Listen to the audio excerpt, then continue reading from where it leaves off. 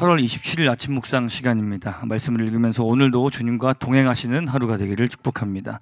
오늘 통독 범위는 미가서 1장에서 2장 말씀인데요. 본 영상에서는 1장 1절부터 16절까지 말씀을 함께 살펴보도록 하겠습니다. 가능하신 분들은 함께 말씀을 봉독하도록 하겠습니다. 이것은 주님께서 사마리아와 예루살렘이 어찌 될 것인지를 모레셋 사람 미가에게 보여주시면서 하신 말씀이다. 때는 유다의 왕 요담과 아하스와 히스기야가 대를 이어가면서 유다를 다스리던 기간이다. 뭇 민족아, 너희는 모두 들어라. 땅과 거기에 있는 만물들아, 귀를 기울여라. 주 하나님이 너희의 죄를 밝히신다. 주님께서 하늘의 성전에서 말씀하신다. 주님께서 그 거처에서 나오시어 땅의 높은 곳을 짓밟으시니 무산이 그 발 밑에서 녹고 평지가 갈라진다. 불 앞에 밀초처럼 녹아내리고 비탈길로 쏟아져 내리는 급류 같구나. 이 모든 일이 일어나는 것은 야곱의 죄 때문이며 이스라엘의 집의 범죄 때문이다. 야곱의 죄가 무엇이냐? 사마리아가 아니더냐? 유다의 산당이 무엇이냐? 예루살렘이 아니더냐? 내가 사마리아를 빈들의 폐허로 포도나 각골 밭으로 만들겠다. 그 성의 돌들은 골짜기에 쏟아붓고 성의 기초가 드러나게 하겠다. 새겨서 만든 우상을 모두 박살내고 몸을 팔아서 모은 재물을 모두 불에 태우고 우상을 모두 부수어서 쓰레기 더미로 만들겠다. 몸을 팔아서 화대로 긁어 모았으니 이제 모든 것이 다시 창녀의 몸값으로 나갈 것이다. 그러므로 내가 슬퍼하며 통곡하고 맨발로 벌거벗고 다니며 야우처럼 굿을 피울며 다조처럼 목 놓아 울 것이니 이것은 사마리아의 상처가 고칠 수 없는 병이 되고 그 불치병이 유다에까지 전염되고 기어이 예루살렘에까지 내 백성의 성문에까지 이르렀기 때문이다. 가드에 알리지 말며 울지 말아라. 베들레아브라에서는 티끌에 묻어라. 사빌에 사는 사람들아, 벌거벗은 몸으로 부끄러움을 당하며 사로잡혀 가거라. 사안에 사는 사람들은 감히 그 성읍에서 나오지도 못할 것이다. 벳에셀이 통곡하여 너희로 의지할 곳이 없게 할 것이다. 나 주가 예루살렘 성문에까지 재앙을 내렸으므로 마롯에 사는 사람들은 고통을 받으면서 거기에서 벗어나기를 기다린다. 라기스에 사는 사람들아, 너희는 군마의 병거를 메어라. 라기스는 딸 시온의 죄의 근본이니 이는 이스라엘의 허물이 내게서 보였기 때문이다. 그러므로 너는 모레셋 가드 백성에게는 작별의 선물을 주어라. 악십의 집들이 이스라엘 왕들을 속일 것이다. 마레사에 사는 사람들아, 내가 너희 대적을 너희에게 데려올 것이니 이스라엘의 영광인 그가 아둘람으로 피할 것이다. 너희는 사랑하는 아들 딸을 생각하며 머리를 밀고 애곡하여라. 머리를 밀어 독수리처럼 대머리가 되어라. 너희의 아들 딸들이 너희의 품을 떠나서 사로잡혀 갈 것이다. 아멘. 자, 오늘은 미가서 1장 말씀을 함께 보도록 할 텐데요. 이 미가서 말씀의 1장은 이렇게 시작합니다. 모레셋 사람 미가에게 임한 여호와의 말씀. 이 모레셋은 그 남유다의 중심지였던 이 예루살렘에서 30km가 넘게 떨어진 그 변두리에 있는 작은 농촌 마을이었습니다. 그러니까 이게 힘도 없고 이름도 잘 알려지지 않은 정말 아주 소위 말해 촌구석인 것이죠. 그런데 하나님 바로 그곳에서 선지자를 택하십니다. 미가를 일으키셨습니다.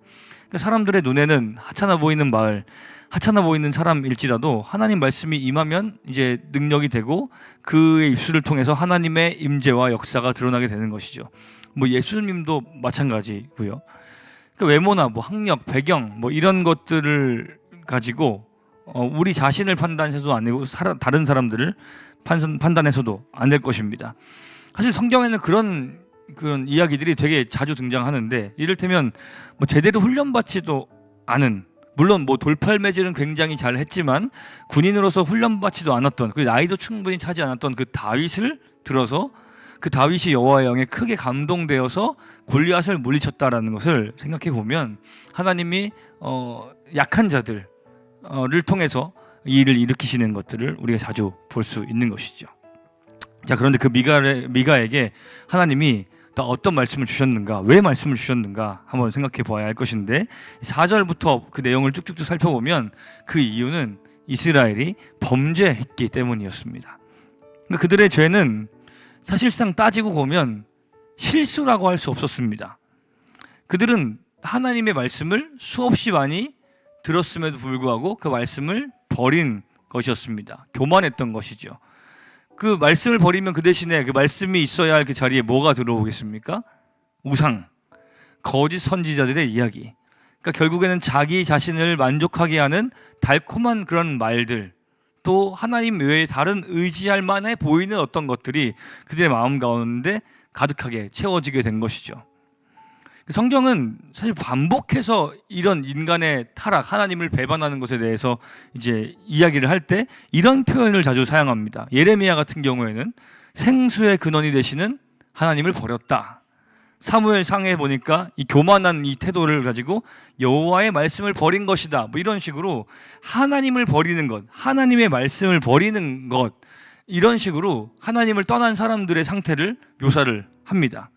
그러니까 겉으로는 괜찮아 보여도 지금 당장 문제가 없어 보인다고 해도 나의 내면이, 나의 중심이 하나님의 말씀으로, 하나님을 향한 그 사랑과 하나님을 경외하는 그 마음, 그 경외함으로 말미암아 그 말씀에 경청하는 그 태도로 채워져 있지 않다고 한다면 그 삶은 결국에 이스라엘과 유다가 멸망당했던 것처럼 무너져 버리게, 주저앉아 버리게 될 수밖에 없게 되는 것이죠. 이제 8절 이후에는 이 미가가 처절하게 애곡하는 장면이 나옵니다. 들깨같이 애곡하고 뭐 타조같이 애통하는 그런 장면들이 나오게 되는데요. 이 사마리아의 이 죄가 치유할 수 없는 상처가 되어버렸습니다. 그러니까 철저하게 완전히 타락하고 또 그로 알미암아 그에게 재앙이 임할 것이 확실시된 것이라는 것을 이 미가가 하나님을 통해 전해받고 알게 된 것이죠. 그래서 이제 이 사실에 인해서 더 이상 이제 이 상황이 반전되지 않을 것이다, 멸망에 찾아오게 될 것이다라는 것을 확실하게 알아버렸기 때문에 처절하게 이제 애통하고 있는 것이죠. 그래서 실제로 예루살렘 그 역사 속에서 보면은 이 아시리아의 사네립 왕이 그 남유다 북이스라엘 그 지역에 그 이스라엘 지역에 무려 46개나 되는 그 많은 성들을 다 함락시켜버리고 예루살렘까지 다 포위를 해버리게 되었습니다. 자, 근데 이렇게 아시리아가 이 이스라엘을 멸망시키기 위해서 찾아왔는데 흥미로운 게 어떤 것이냐면 이 본문에서, 오늘 읽은 본문에서는 아시리아에 대한 내용을 크게 다루지 않는다는 것입니다. 그러니까 여러 가지 뭐 다른 나라들에 대한 언급들이 계속 나오지만 정작 이 이스라엘 백성들을 극심한 공경에 빠뜨리게 되는 그 주체인 이 아시리아에 대한 내용은 나오지 않습니다. 그러니까 어떤 분들은 이렇게 좀 해석을 하시더라고요. 미가의 시선은 외부의 적이 아니라 내부의 그 죄에 있다. 그렇기 때문에 이 본문에서는 이들을 결국엔 괴롭게 하고 성읍들을 파괴할, 이들을 멸망시킬 그 나라에 대한 그 관심보다는 왜 이 일이 일어났는가, 그러니까 무엇이 우리를 이렇게 멸망시키는가에 대한 그 본질에 조금 더 집중을 한다는 것이죠. 그 본질이 무엇이었습니까? 하나님을 버린 이스라엘, 바로 그 자신이었던 것이죠. 그래서 문제를 해결하기 위해 가장 필요한 것, 가장 중요한 것은 무엇이냐?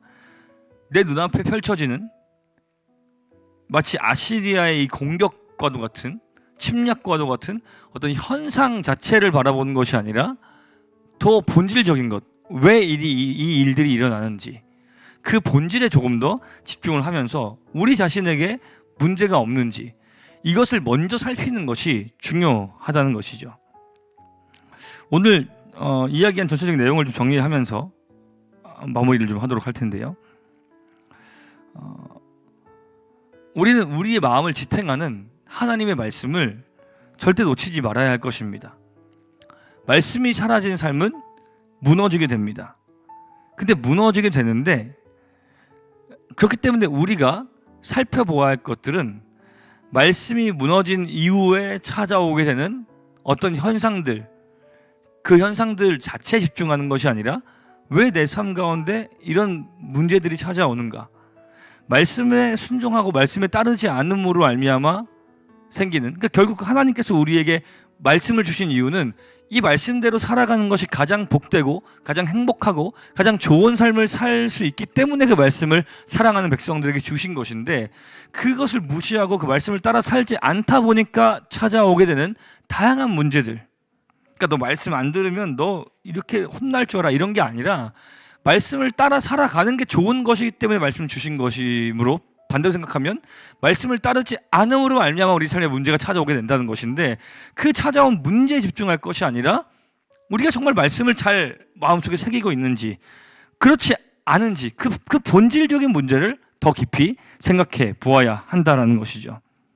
그래서 우리가 그 문제를 직면했을 때, 우리가 적어도 그리스도인이기 때문에 적어도 그 문제를 놓고 기도를 하겠지만, 그 문제 자체를 놓고 기도하는 것도 굉장히 중요하겠습니다만은, 더 중요한 것은 그 상황 속에서 내가 정말 하나님 말씀을 의지하고 있는가를 점검하면서, 혹시나 그 말씀에 떠나 있다면 내가 다시 한번 그 말씀을 온전히 붙들며 살아갈 수 있도록 나에게 믿음을 다시 한번 회복시켜 주십시오. 그 본질을 다시 한번 회복할 수 있는 은혜를 나에게 더하여 주십시오 라고 기도하는 것이 더 중요한 것이다 라는 것입니다. 그래서 오늘 하루도 오늘 우리 자신을 하나님 말씀에 다시 한번 점검해 보면서 하나님의 임재를 붙잡는 하루가 되었으면 좋겠습니다. 말씀을 붙잡는 시간이 되었으면 좋겠습니다. 그 말씀을 품고 주님께서 우리의 인생을 말씀을 통해 인도하신다는 것을 분명하게 확신하면서 그 말씀이 우리를 인도하는 그 복된 길로 오늘 하루도 살아갔으면 좋겠고, 또한 혹시나 우리의 삶이 말씀으로부터 조금 더 멀어져 있다면, 말씀이 우리의 삶을 충만하게 채우고 있지 않다고 한다면 다시 돌이켜서 오늘도 말씀을 우리 삶 가운데 채우고 말씀을 먹고 그 말씀으로 하루하루를, 오늘 하루를 복되게 살아가는 회복의 능력을 경험하는 놀라운 시간 될 수 있기를 간절히 소망합니다. 함께 기도하겠습니다. 살아계신 하나님 아버지, 우리의 삶이 하나님 앞에서 온전하게 드려지기를 소망합니다. 말씀을, 하나님을 우리의 삶 속에서 조금이라도 버리지 않게 되기를 소망합니다.